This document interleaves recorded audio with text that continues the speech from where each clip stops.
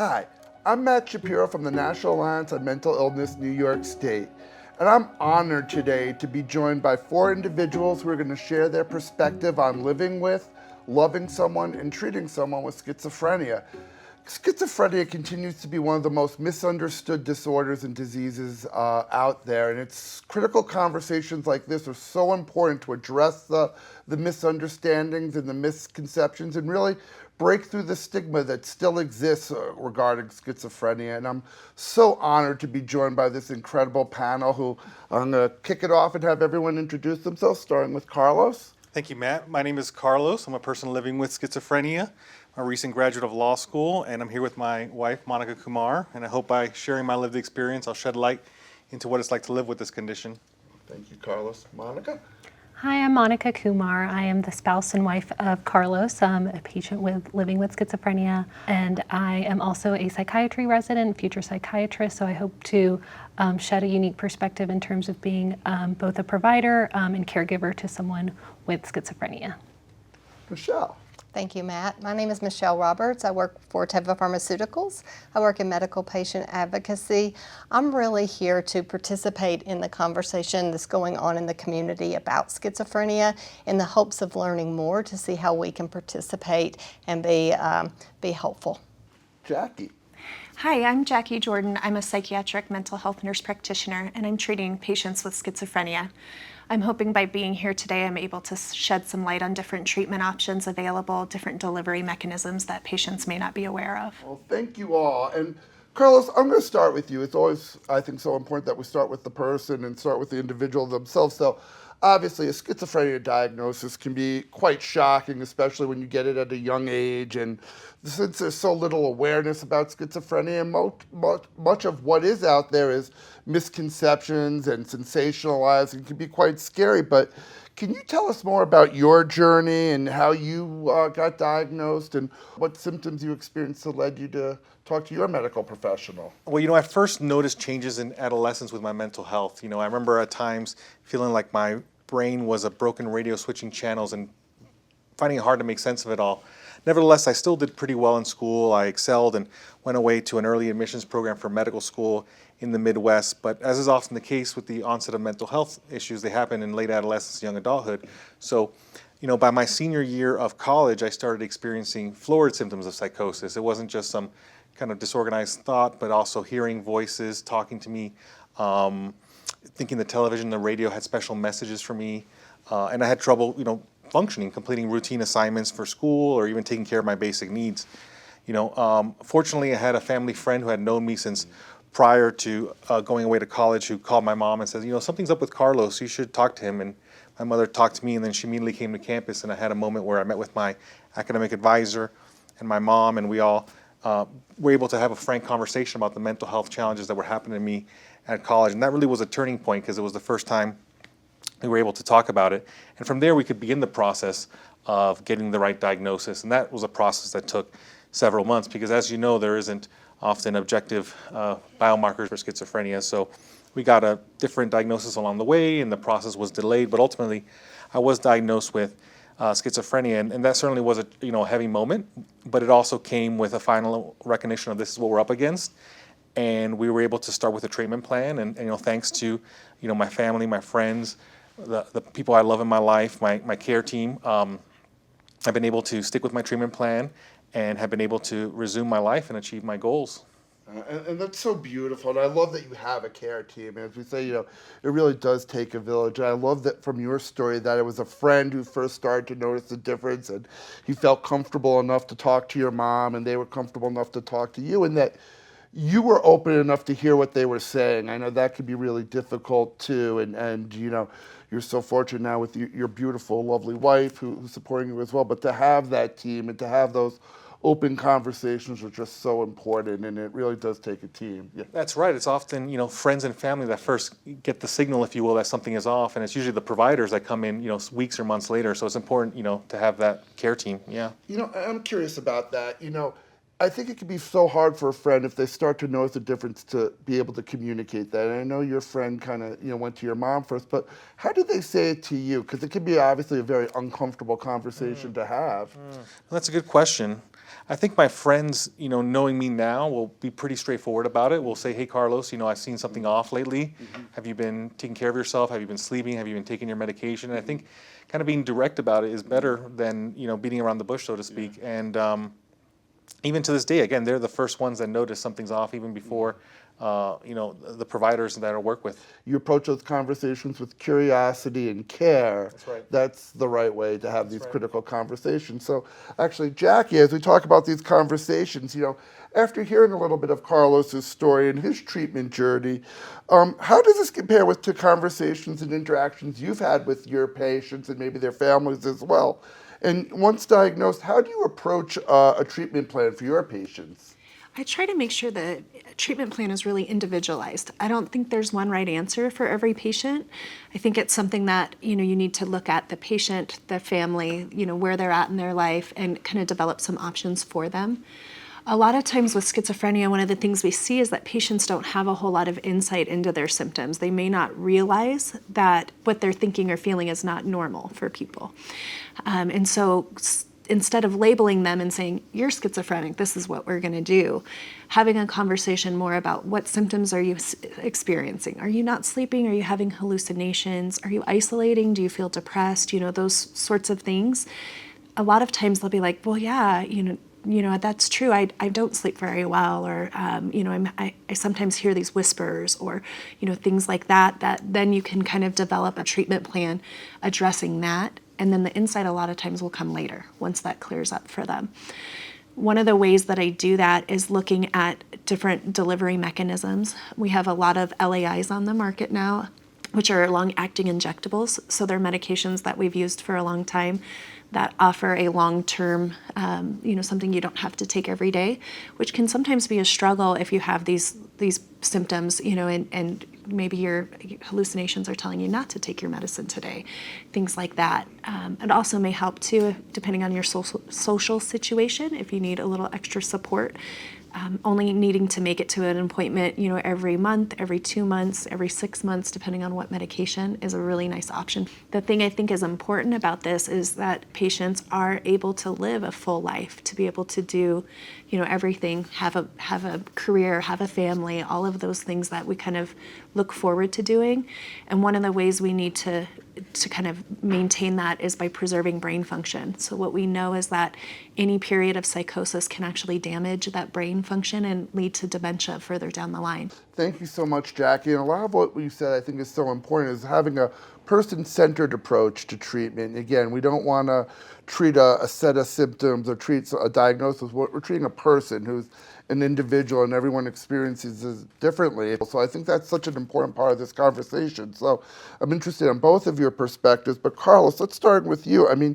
Can you share your thoughts on the treatment options that are available for schizophrenia? And do you think there are enough treatment options available? And how does the patient know about what's best for them in their recovery and treatment journey? Thank you, Matt. As a patient living with schizophrenia, I have a sense of hope and optimism. It was only a couple of generations ago where people living with this condition would have been institutionalized and wouldn't have had the opportunity to live in the community amongst their friends and family and achieve recovery and pursue their goals.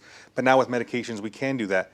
That being said, there's still a long way to go. There's still side effects we need to address, so I'm hopeful that there's new treatments on the horizon. It's also important that patients and families have access and options because, what works for one person doesn't always work for another person. So giving people options, which can include medications such as LAIs, long-acting injections, is important. Unfortunately, there's a misconception and misunderstanding surrounding LAIs that they are associated with punishment.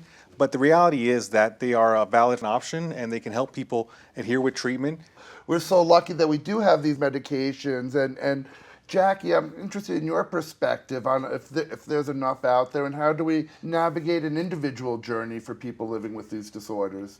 Yeah, so I try to make sure it's customizable to each patient. There's not one right answer for every patient. One of the ways I do that is using a genetic test that helps us look at how does your body metabolize these medications. Is this the right fit for you based on your genetic makeup? It can help us decide dosing options, whether you need a higher dose or a lower dose. It also helps us figure out are there potential side effects or reduced efficacy from these medications. So that can help us so that we hopefully will find the right medication the first time. One of the other things I always try to talk to patients about are those different delivery mechanisms. So taking a pill every day may not be the right fit for every patient, especially if they're having any sort of residual symptoms, or if they're having hallucinations that may tell them, hey, you don't want to take your medication, you don't want to make this go away. So one way we do that is LAIs, and there's ones that last for 1 month, 2 months, longer if needed, and that's something that can be a really beneficial for patients. Thank you. I love that. Again, it's involving the family too and the whole care team. It's so important that it's a collective decision, because when that decision is made collectively and there's more buy-in, the adherence to it and the successful outcome could be much more obtainable. So that's great. Michelle, so you have so much experience working with advocacy groups like ours, and which act as a resource for the schizophrenia community, and you're always on the lookout for ways that pharmaceutical companies can advance these critical conversations in the treatment landscape. So why are these critical conversations so important? Yes, first of all, it's just an honor and a privilege from a pharmaceutical company's perspective to be in these conversations, to have the ability to learn so much from all of the different stakeholders in the community, whether it be the person living with illness, someone who loves them, a group that represents them, or a healthcare provider. What's important for us is we're really listening to those insights, and if we weren't in those conversations, there may be something that we wouldn't think of or we may miss. So sitting down together, opening that conversation, participating and listening really helps us frame where we want to go, whether that be with our next treatment development or whether it be on how we may roll out something new to the community that we hope will be beneficial. Thank you, Michelle, and of course, thank you to Teva for continually giving us a platform to have these critical conversations. So, Monica, I'm interested, what was it like to transition into the role of being a caregiver for someone with schizophrenia? How does your psychiatry residency training also help you support Carlos? Absolutely. So as I mentioned before, when I met Carlos, he was further along in his mental health journey, and he was at a more stable point. But I think initially that person was his mom, who kind of helped guide him to seek care and treatment, attend doctor's appointments with him, which later on, when I transitioned into that role, was more so just making sure he was taking medications and checking in with a psychiatrist regularly, weighing, the risks and benefits of the medications in terms of the side effect profile. My medical background kind of helped provide some support in that realm. And what I love about that is obviously your residency and your training has helped you support Carlos better, but loving Carlos, I'm sure, is also making you a better psychiatrist and a better resident. Absolutely. So it goes both ways, which is wonderful. Can you tell us a little bit about how you met and kind of learned about Carlos's journey? Yeah, so we met, I was in school, and we met through a dating app, and after a couple of dates, he shared his diagnosis with me, which I'm sure was a little bit daunting for him, but I think he was very comfortable with that. And hearing about it can be kind of, I was still in that point in my school where I'm like, I'm not really sure, what all that entails, try to read more about it, which again, things that pop up on the internet can also be things that are alarming, but I knew that wasn't the person that I had come to know, who was very, kind and smart and funny and courteous. I think what really, made me appreciate and, love him more was that, he struggled a lot with his mental health journey, but came through on the other side, wanting to advocate for others with that and sharing his story, which was, a really wonderful thing. For you to communicate that to Monica, that must have been a bit of a tricky thing. So it's hats off to you for being vulnerable and being brave on that. That's right, Matt. It took a number of years to get to the point where I felt open and comfortable sharing my story with people. It just didn't happen overnight.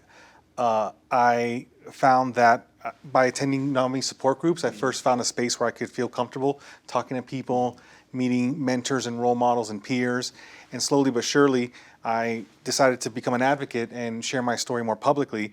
But even then, I still wasn't ready to find love and open up to that degree of vulnerability. But I was very fortunate that when I finally felt ready to do so, I met Monica, and really, she approached it with kind of an open heart and an open mind. And her family have ultimately accepted me, and I feel grateful that I've have a larger, more loving family now. obviously, it's the individual feeling strong enough, and the families need and the loved ones need that support too. So, Jackie, we talk about the importance of the recovery team and the provider and the individual and the family members working together with open communication and shared goals. So I'm interested in how you see your role in facilitating these conversations, both with individuals and families. I think a lot of it is reassurance and answering questions. That's a huge part of it because, like Monica was saying, that the internet can be a scary place. And so kind of being that knowledgeable resource to be able to answer those questions of, is he going to be violent? Is he going to have these problems? Is this, will he be able to hold a job? Those types of questions. I think a lot of what I do as far as caregivers is that.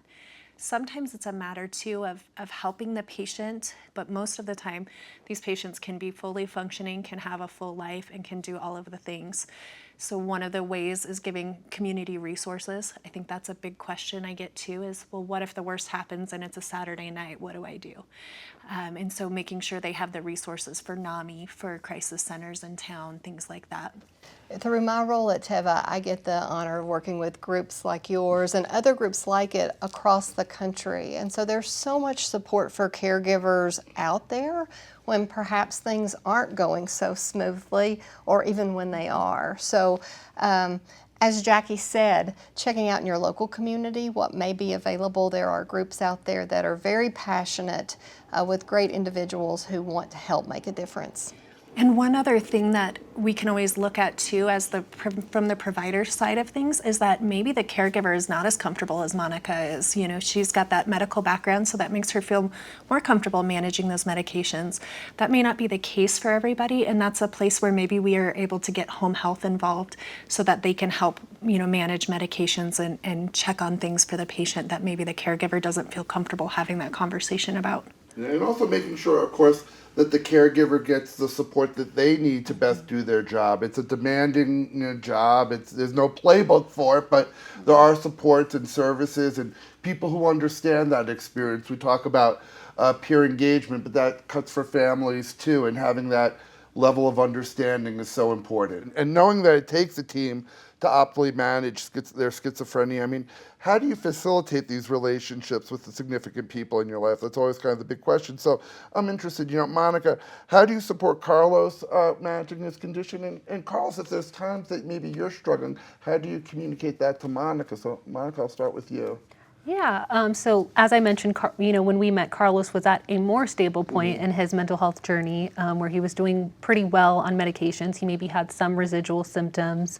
So it's really just trying to keep an eye out for those things and make sure that he's doing well, make sure he's not, make sure he's sleeping, eating okay, not getting too stressed, and just being kind of like a second set of eyes, right? Because as we talked about, a lot of times when people develop schizophrenia, they don't always have the insight. And similarly, when they start developing symptoms again, they might not be the first to realize it, but other people around them are. So just kind of being that person for him. I think that, early in his mental health journey, that was his mother who provided that insight and, assistance in terms of being his caregiver and attending appointments with him. And, I don't attend appointments with him, but we regularly discuss, like what, he talks about with his psychiatrist and being on medications and managing the side effect profile of those things and making sure he's staying up to date in terms of his preventative health. So I think that openness is so important. And of course it goes both ways to be open. So can you talk about,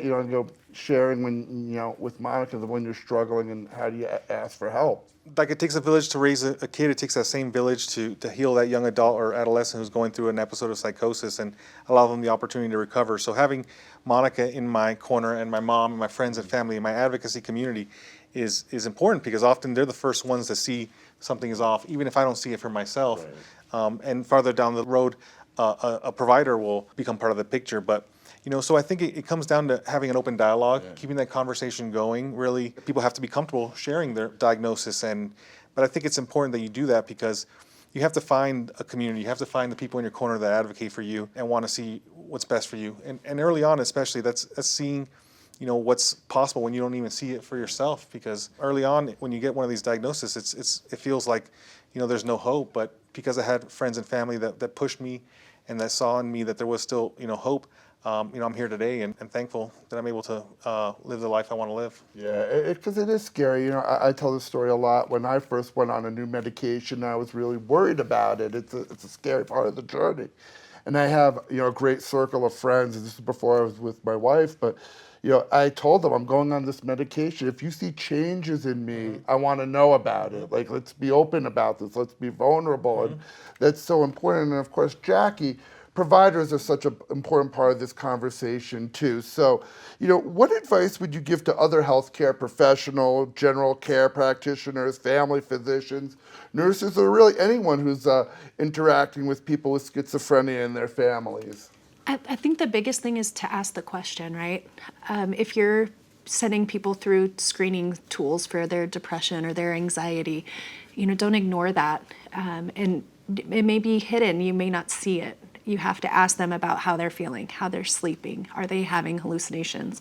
I think that's a huge part of it. And then building that trusting, caring relationship so that patients do feel comfortable sharing it. Because if you don't, if they feel like they're being judged, they're not going to tell you what's going on.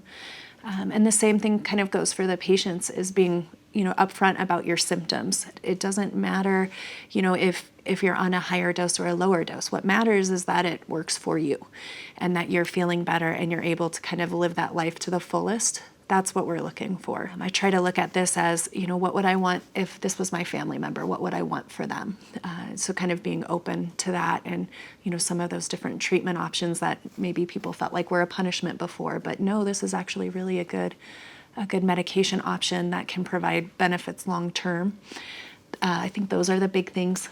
And that's so important. Carlos mentioned it earlier, through the lens of LAIs and how some people think of that as a punishment. And that's just one of the many misconceptions about schizophrenia or any sort of mental health journey, that the medicine is kind of a punishment. So there's just so many misconceptions out there. So in closing out, I kind of want to give everyone the opportunity to talk about these misconceptions and what others can do to address the misconceptions and the stigmas that still exist about schizophrenia. So, Carlos, you want to start with you? I'll leave everyone with two takeaways, which is don't give up. The fact is that most people can and do experience some recovery or remission with this illness. Although in the first episode, it's often the toughest part, and it feels like there's no hope. But if you get the right care, the right resources, the right support, life can go on and it can get better.